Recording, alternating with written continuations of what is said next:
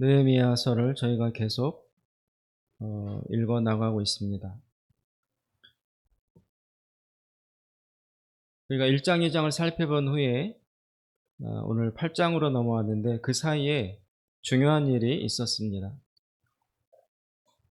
그 바사 제국의 왕 옆에서 일하는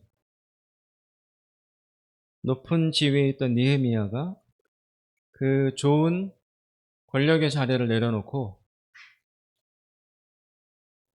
이스라엘 지역을 관할하는 예루살렘 총독이 되어서 부임하게 되었습니다. 아마도 포로로 끌려간 이스라엘 백성 중에서 소위 가장 출세했던 사람 중에 하나라고 할 수 있는 느헤미야가 그 모든 특권을, 기회를 다 내려놓고 망해버린 땅, 무너져버린 땅, 예루살렘을 향하여 다시 돌아왔던 데에는 오직 한 가지 목적과 이유밖에 없었을 것입니다. 무너진 이스라엘을, 예루살렘 성벽을 재건해야 되겠다. 그래서 하나님의 백성을 다시 회복시켜야겠다라는 그 거룩한 열망 한 가지만 있었던 것입니다. 그런데 그 일을 이루기에는 너무나 많은 어려움들이 있었습니다. 1장에서 살펴본 것처럼 성벽이 너무 많이 무너져서 완전 폐허가 되어 있었기 때문에 말이 지나갈 수 없을 정도로 무너진 그 잔해와 더미와 쓰레기가 가득 쌓여 있어서 이것을 다 치우고 복구할 수 있을까라는 의문이 있었고, 두 번째는 백성들의 무너진 마음, 할 수 있다는 자신감과 믿음이 다 사라져 버렸어요. 약 100여 년이 지나는 동안 의욕과 열심과 소망과 믿음을 다 잃어버리고 해도 안 된다, 이젠 끝이 났다 라는 자포자기의 마음, 그것이 두 번째 장애물이었고, 세 번째는 예루살렘 주변에서 이스라엘이 재건되는 것을 싫어했던, 방해했던 주변의 적국들의 존재였습니다. 이 세 가지 악조건을 번연히 알면서도 느헤미야는 자신의 지위를 내려놓고 척박한 땅 예루살렘으로 돌아왔었습니다. 그리고 무너진 성벽을 재건하는 공사를 시작했습니다. 그런데 놀라운 일이 일어났습니다. 약 100여 년 동안 아무도 손대지 않고 손댈 수 없었던 그 무너진 예루살렘 성벽의 재건 공사가 100여 년 가까이 되지 않던 그 일이 단 52일 만에 완수되었습니다. 예루살렘 성벽이 52일 만에 다시 재건이 되었습니다. 느헤미야 한 사람의 지도력과 희생의 덕분으로 단 52일, 약 2달 만에 그 오랜 난제가 해결이 되었던 것입니다. 일이 그렇게 될 수 있었던 데는 느헤미야라는 사람의 엄청난 헌신과 희생과 기도가 있었습니다. 느헤미야는 지위가 총독이지만 자신의 보수를 받지 않았어요. 국가에서 주는 급료를 하나도 받지 않았습니다. 그리고 돌아와서 살펴보게 된 이스라엘 예루살렘 지역 백성들의 삶이 어렵다는 것을 번연히 알고 있기에 총독으로 왔으면서도 세금도 안 거두었어요. 오히려 자기 개인 재산을 내어놓아서 그 52일 동안 매일 약 150명 사람들이 성벽 재건을 위해서 일을 했는데, 그 사람들이 먹을 식량과 음식과 물자를 자기 개인 재산을 내어놓고 그들을 다 먹여 살렸어요. 자기는 받은 것도 없고 거둔 것도 없고 오히려 있는 것을 다 쏟아부어서 성벽 재건에 모든 기초를 제공했던 것입니다. 그리고 느헤미야는 예루살렘에 와서 땅을 사거나 땅을 뺐거나 자기 개인 재산을 늘린 것도 하나도 없었습니다. 그가 유다 총독으로 부임했던 목적은 부나 권력을 얻기 위함이 아니라 오로지 예루살렘 공동체의 회복을 이루기 위함, 그 한 가지였던 것입니다. 느헤미야는 하나님을 경외하고 진심으로 이스라엘을 사랑하는 하나님의 사람이었기 때문에 이 어려운 일이 가능하게 되었던 것입니다. 그래서 오늘 우리가 8장을 읽는데 약 3장에서 7장까지에 걸쳐서 성벽 재건의 역사가 기록되고, 그리고 그것이 52일 만에 맞춰졌다는 얘기가 이제 7장까지 나오게 됩니다. 그래서 오늘 8장을 맞이했는데 드디어 예루살렘 성전이 완전히 회복이 되었다는 것으로부터 시작합니다.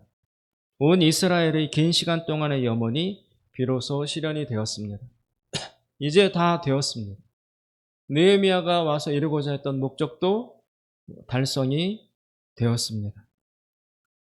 그러면 느헤미야는 여기서 끝나야 됩니다. 느헤미야서는 와서 이루고자 했던 일도 완수했고 백성들도 다 회복이 되었고, 느헤미야서는 여기서 끝나야 하지만 끝나지 않고 계속 이어지고 있습니다. 오늘 8장에 보면 이스라엘 사람들의 행동이 조금 이상한 것을 알 수 있습니다. 예루살렘 사람들은 성전이 다시 지어지고 성벽이 재건되었다는 사실, 그들이 그토록 염원하던 일인데 그들이 그렇게 이루어진 일 앞에서 만족함이 없다는 것을 드러내고 있습니다. 성전이 다시 지어지고 성벽도 다 복구되었는데, 그런데 이것이 다라는 느낌이 안 들어요. 이제 다 이루었다, 다 끝났다, 다 됐다 라는 충족한 느낌이 이스라엘 백성들 안에 들지 않는 것입니다. 만족감이 없습니다. 무언가 빠져 있다는 것을 그들 스스로가 느끼고 있습니다. 그것이 무엇일까요? 사람들도 귀환하고 성전과 성벽도 다시 재건했는데, 그래서 예루살렘을 회복했는데 무엇이 아직 부족한 것일까? 그들은 그 부족함을 깊이 느끼고 있습니다. 그래서 그 부족함을 메꾸기 위해서 어떤 행동을 시작합니다. 오늘 1절과 2절에 보시면 이런 말씀이 나옵니다. 1절, 2절. 이스라엘 자손이 자기들의 성읍에 거주하였더니 일곱째 달에 이르러 모든 백성이 일제히 수문 앞 광장에 모여 학사 에스라에게 여호와께서 이스라엘에게 명령하신 모세 율법책을 가져오기를 청하매, 일곱째 달 초하루에 제사장 에스라가 율법책을 가지고 회중 앞 곧 남자나 여자나 알아들을 만한 모든 사람 앞에 이르러 수문 앞 광장에서 새벽부터 정오까지 남자나 여자나 알아들을 만한 모든 사람 앞에서 읽음에 뭇 백성이 그 율법책에 귀를 기울였는데, 그리고 율법책을 읽고 난 다음에 백성 사이에 곳곳에 서 있던 레위 자손들이 그 지금 읽은 말씀의 뜻을 백성들에게 해석해주고 설명을 해 주었습니다. 그 결과가 나타납니다. 8절, 9절에 나옵니다. 하나님의 율법책을 낭독하고 그 뜻을 해석하여 백성에게 그 낭독하는 것을 다 깨닫게 하니, 9절, 백성이 율법의 말씀을 듣고 다 우는지라.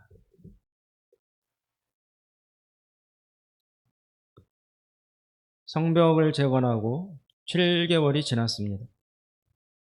그런데 이스라엘 백성들의 마음 가운데 평안이 없습니다.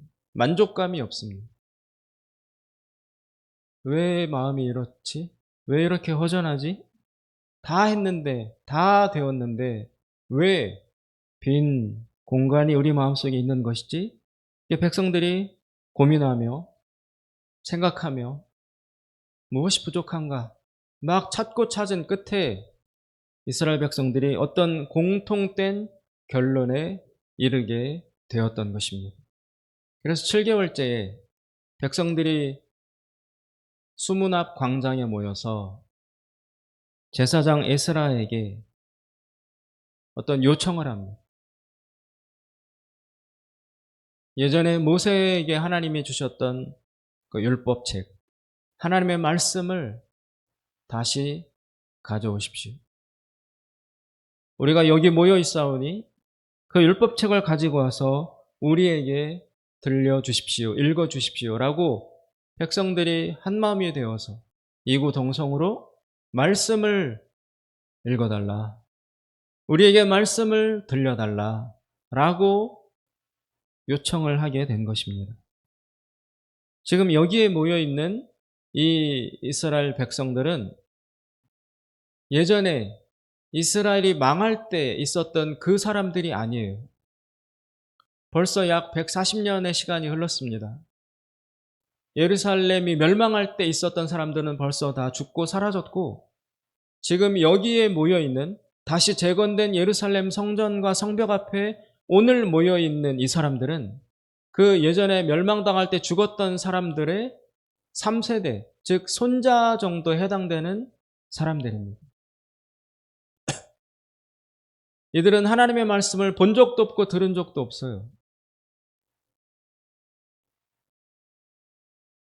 그런데 이들이 완공된 성전 앞에서 만족스러워하지 않고 에스라를 향하여 말씀을 우리에게 들려주십시오. 여호와의 율법책을 가져와서 우리 앞에 읽어주십시오라고 강청하고 있는 것입니다. 그들은 왜 이렇게 할까요? 지금 여기 모여있는 이스라엘의 멸망 후 3세대 이 백성들은 본능적으로 알게 된 것입니다. 무엇을 알게 되었냐면 우리 이스라엘의 정체성을 형성하는 근본이 성전이 아니다. 우리 존재와 정체성의 근본이 성전에 있는 것이 아니다. 우리 존재의 근본은 성전이 아니라 하나님의 말씀에 있다는 것을 이 세 세대들은 알고 있는 거예요. 말씀을 들은 적도 없고 본 적도 없지만, 그래서 오늘 에스라가 읽어줄 때 듣기는 듣지만 모르니까 레위 자손들이 옆에서 설명을 해주고 해석을 해주잖아요. 그것을 듣고 깨닫고 난 이후에 우는 거예요. 이 여기 모인 3세대들은 왜 말씀을 요청할까요? 그들은 역사의 경험을 통해서 배웠기 때문입니다. 과거 이들의 조상들은 예루살렘 성전이 중요하다고 생각했었어요. 성전이 있기 때문에 우리 이스라엘 백성이 존재한다. 성전이 최고다. 성전 중심으로 살아야 한다. 그리고 그들은 실제로 그렇게 살았습니다. 성전 중심으로 산다는 이야기는 제사 중심으로 산다는 거였어요. 성전의 존재 이유가 하나님 앞에 제사 드리는 장소이기 때문에 그렇거든요. 성전에 바로 하나님께 제사 드리는 제단이 있기 때문에 성전이 중요했던 거예요. 그래서 날마다 소와 양과 염소와 비둘기와 모든 것을 가지고 와서 잡고 피를 흘리고 태워서 하나님 앞에 연기를 바치는 제사를 열심히 드려왔었습니다. 이 제사가 있어야 하나님이 우리를 용서하시고 축복하신다. 그게 우리 민족의 삶의 기반이다. 그렇게 생각하고 조상들은 열심히 성전에 모였고 열심히 제사를 드렸습니다. 그런데 그 결과가 어땠습니까? 그렇게 열심히 성전에 모이고 열심히 제사를 드렸는데 이스라엘은 멸망했고 성전은 불타서 무너지고 초토화되었고 백성들은 끌려갔어요. 그 일을 겪으면서도 조상들은 깨닫지 못했습니다. 왜 이러지? 왜 우리가 이렇게 열심히 제사를 드리고 성전에 모이는데 하나님은 우리를 지켜주시지 않는 것이지? 의문스러워하며 죽어갔습니다. 하나님이 왜 우리에게 이러실까? 예전에 안 그러셨던 분이 온 세계 중에서 우리만 사랑하시고 우리만 선택하셨다라고 하셨던 그 하나님이 왜 우리에게 이렇게 무서운 얼굴로 우리를 심판하시고 방치하시고 버리시는 것일까? 조상들은 그것을 질문하며 그러나 대답은 찾지 못한 채 절규하며 죽어갔습니다. 그리고 성전은 무너져서 약 150년의 시간 방치되어 있었습니다. 그리고 오늘 느헤미야를 통해서 성전 마지막 성벽까지 재건이 되었습니다. 그리고 그 죽었던 멸망당했던 조상들의 3세대 후손들, 새로운 사람들이 이 성전 앞에 다시 모이게 되었습니다. 이 사람들은 그 조상들이 몰랐던 것을 역사의 경험을 통해서, 기도를 통해서 알고 있기 때문입니다. 조상들은 성전이, 제사가 제일 중요하다고 생각했지만 그것은 착각이었다고. 그것은 잘못된 지식이었다고. 그래서 이스라엘이 심판받고 멸망당했다고.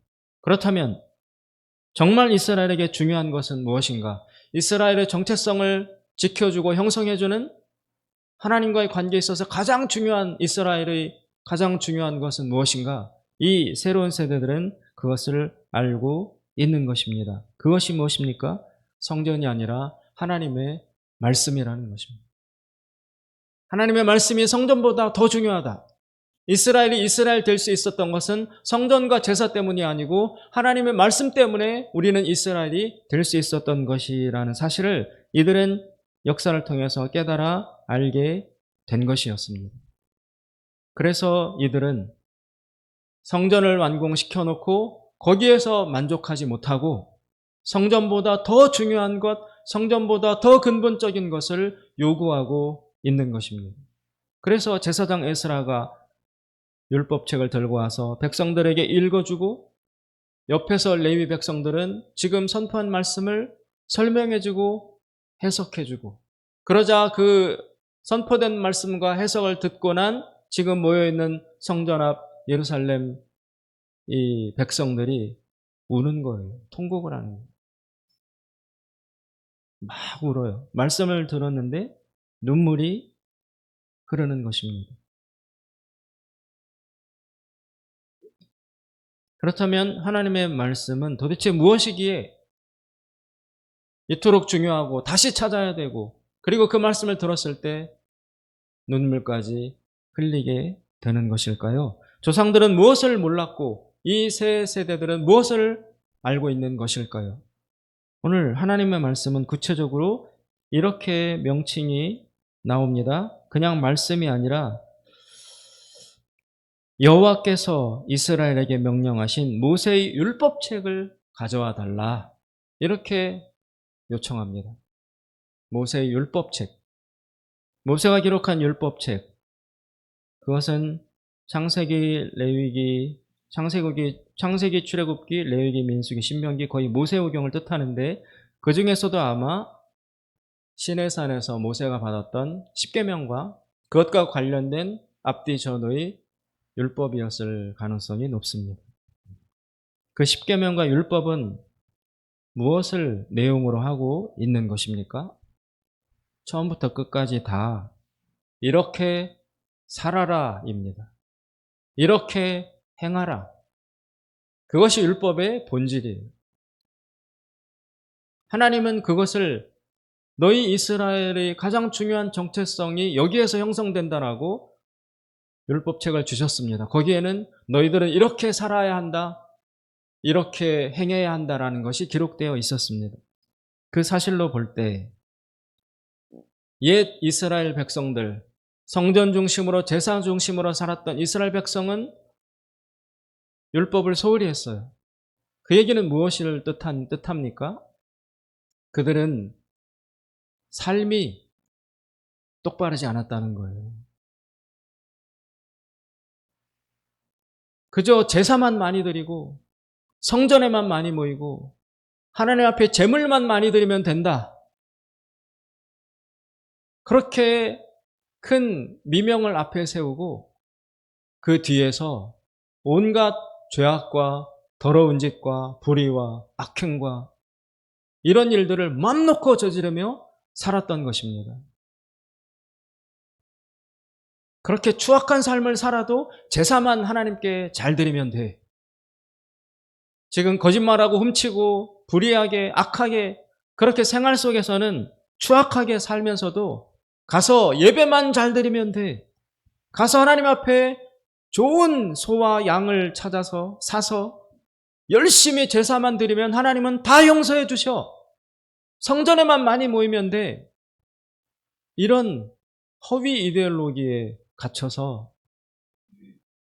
삶은 세상 사람들보다 더 악하게 살면서 우리는 이스라엘이니까, 우리는 이스라엘 백성이니까 성전에 가서 제사 드리면 다 용서받아. 하나님 앞에 나가서 제사만 잘 드리면 하나님이 다 없이 해주셔. 이런 논리에 갇히고 속아서 삶이 소위 말해서 개판이었던 거예요. 그러면서도 그들은 우리는 복받아야 돼. 우리는 하나님의 선택받은 백성이야. 이러면서 하나도 걱정하지 않고 살았었어요. 그래도 축복받을 거야. 그들을 향해서 하나님이 보낸 선지자들이 계속 말을 했습니다. 특별히 이사야 선지자 같은 사람은 이렇게 말을 전했습니다. 하나님의 말씀이다. 하나님이 지금 너희들에게 뭐라고 말하냐면, 야, 누가 좀 나타나서 저 예루살렘 성전 문을 닫아버렸으면 좋겠다. 백성들이 와서 제사 못 드리도록 성전 문을 못 박아서 출입 못하도록 막아버렸으면 좋겠다. 그게 하나님의 나의 심정이다. 왜 성전 문을 닫아야 하느냐? 백성들이 와서 매일매일 드리는 저 제사, 죽이고 바치는 저 짐승의 피와 태워서 바치는 저 냄새가 나는 지긋지긋하다, 지겹다. 저 냄새에 나는 맡고 싶지 않다. 삶으로는 온갖 악행을 저지르면서 와서 제사만 열심히 드리는 저 이스라엘 백성들의 위선과 가식이, 저 썩어빠진 신앙이 나는 견딜 수가 없다, 하나님이. 그래서 이사야를 통해서 성전문 좀 닫아버려라. 사람들 성전에 못 오도록, 제사 못 드리도록 성전문에 못 좀 박아라. 이런 말씀을 이사야 선지자를 통해서 하나님이 직접 말씀하시기까지 했었어요. 그때 그 말씀에 담긴 메시지는 내가 원하는 건 제사가 아니야. 내가 원하는 건 소나 양 그런 것들이 아니야. 너희들의 삶의 신실함과 경건함과 거룩함과 깨끗함이야. 내가 너희들에게 요구하는 것은 바로 그거야. 내가 너희들에게 준 율법책의 핵심이 바로 그것 아니냐. 이렇게 살아라. 다른 세상 사람들보다 더 깨끗하게, 더 모범이 되도록, 더 정결하고 더 정직하고 더 의롭도록 그런 사람이 되어야 내 백성이다라는 뜻이 그 율법책에 담겨 있지 않느냐. 그런데 너희들은 그것을 싹 잊어버리고 율법책은 묻어버리고 제사만 잘 드리면 돼. 하나님 앞에 나가서 예배만 잘 드리면 돼. 성전에 많이 모이기만 하면 돼. 라고 부르짖으며 이스라엘 백성의 영광을 다 땅에 패대기치지 않았느냐. 그래서 하나님이 성전 문을 누가 닫는 사람이 없으니까 하나님이 직접 성전을 부셔버린 거예요. 모이지 못하도록, 와서 제사 못 드리도록 그 가증스러운 이선과 가식과 속임수의 제사를 더 드릴 수 없도록 하나님이 스스로 성전을 짓밟아서 없애버리신 것입니다. 그런데 조상들은 그걸 깨닫지 못한 채 멸망당해 죽어갔어요. 하나님이 왜 이러시지? 내가 그렇게 제사 열심히 드리는데, 내가 갖다 바친 소만 해도 얼마나 수만 마리인데 왜 나에게 이런 불행을, 이런 고통을 허락하시지? 라고 의문스러워하면서 죽어갔습니다. 오늘 모인 3세대 후손들은 그 역사의 경험을 통해서 깨달았던 것입니다. 성전이 우리의 방패가 될 수 없다. 제사가 우리를 구원해 줄 수 없다. 하나님이 요구하시는 것은 우리들의 삶이다. 내가 어떻게 사는지, 내가 어떻게 의와 선을 지키기 위해서 몸부림치는지, 내가 어떻게 불의와 타협하지 않는지, 손해와 손실과 고통을 경험하더라도 더러운 이득에 눈 감지 않는지, 거룩함을 의로움을, 깨끗함을 지키기 위해서 내가 얼마나 하나님 앞에 기도하는지, 두려워하는지, 하나님은 이것을 요구하시고 이것을 보고 계신다는 하나님의 시선을 이 세대들은 알았던 것입니다. 그래서 그토록 염원하던 성전을 다시 지어놓고도 거기에서 멈추지 않고 거기에서 만족하지 않고 우리는 성전 때문에 사는 것이 아니다. 우리는 하나님의 말씀으로 사는 사람들이다. 그래서 에스라로 하여금 율법책을 가져와서 우리에게 가르쳐 주십시오. 하나님이 우리에게 무엇을 요구하는지, 구체적으로 어떤 삶을 살라고 하는지 우리는 배워본 적이 없습니다. 이제 다시 하나님의 백성이 되어야 되겠사오니 우리에게 어떻게 살아야 할지 하나님이 명령하신 그 삶의 방법을 우리에게 구체적으로 가르쳐 주십시오. 라는 염원을 담아서 제사장 에스라에게 말씀책을 가져와서 우리에게 가르쳐 주십시오라고 요청을 하고 있는 것입니다.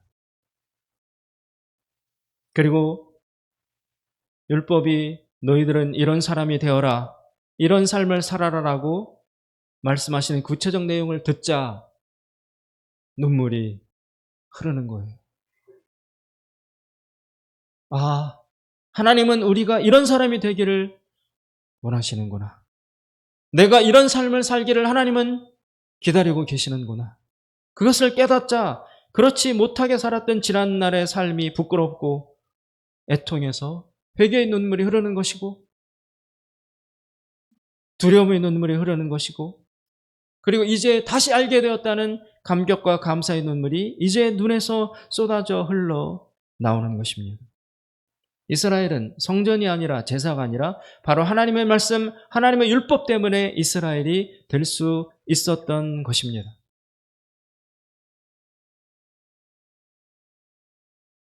느헤미야는 백성들을 이끌어서 그 자리까지 갈 수 있도록 인도한 위대한 지도자였습니다.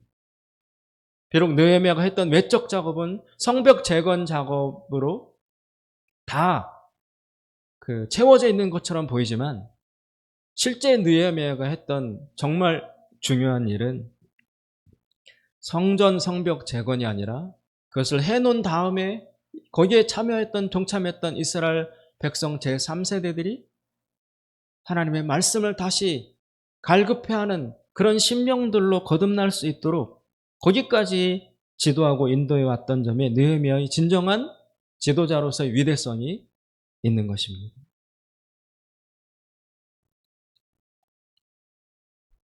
참으로 이스라엘 역사에서 중요한 장면, 중요한 변곡점, 전환점이라고 오늘 본문을 일컬을 수 있을 것입니다. 하나님의 말씀을 기뻐하고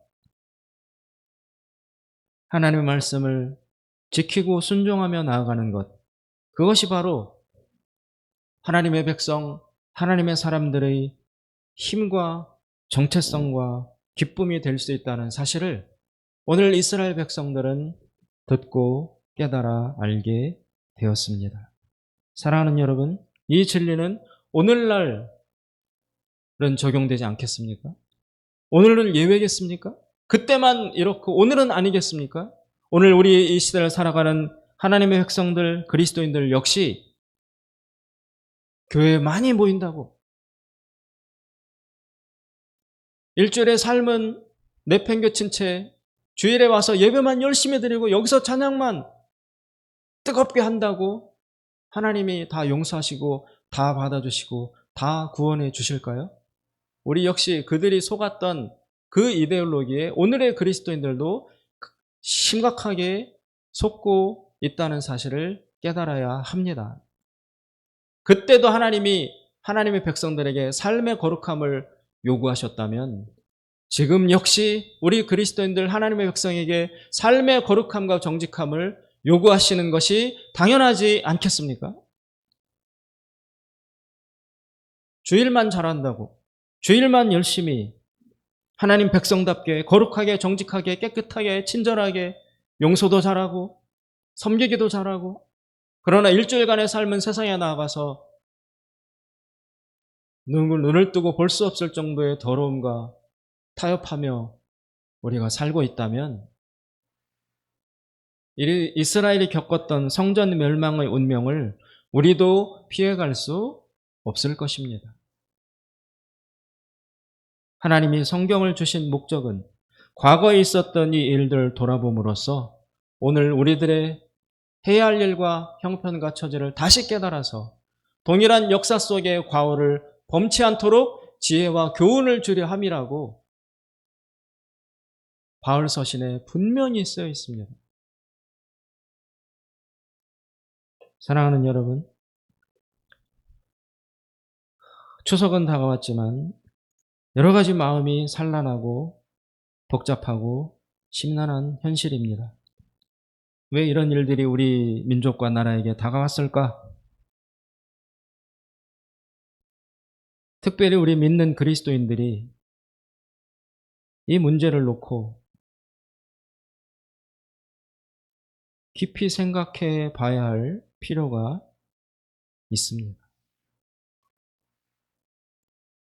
오늘 느헤미야는 이스라엘 백성들에게 중요한 교훈을 제시하고 있습니다. 오늘 읽은 본문 말씀 8장 10절 뒷부분에 보시면 느헤미야는 이렇게 말합니다. 여호와로 인하여 기뻐하는 것이 너희의 힘이니라.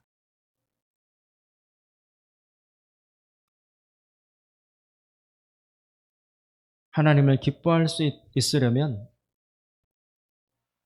하나님과 우리 사이에 죄가 없어야 돼요. 우리가 완벽하게 깨끗한 삶을 살 수 있는 것은 아니지만 그래도 부끄러워할 줄 알고 미안해할 줄 알고 죄스러워할 줄 알고 하나님 두려워할 줄 아는 마음, 이것이 다시 솟아나서 적어도 하나님 앞에 나와 회개하며 자신의 삶을 부끄러워하며 죄송스러워하며 그리고 다시 결단하고 결심하여 얼마 못 가는 한이 있더라도 다시 선을, 다시 의로움을, 다시 정결함과 정직함을 시작하는 우리들의 생활이 있을 때에 우리는 여호와로 말미암아 기뻐할 수 있을 것입니다. 이것이 회복되어야 우리 개인의 삶에, 우리 가정에, 우리 교회에, 이 민족과 나라의 미래에 비로소 희망이 되찾아질 수 있을 것입니다. 사랑하는 여러분, 하나님의 말씀을 많이 읽기도 해야 되겠지만 더 중요한 것은 하나님의 말씀을 실천하여 행하는 것입니다. 이 일이 우리에게 반드시 있어야만 하겠습니다. 기도하겠습니다.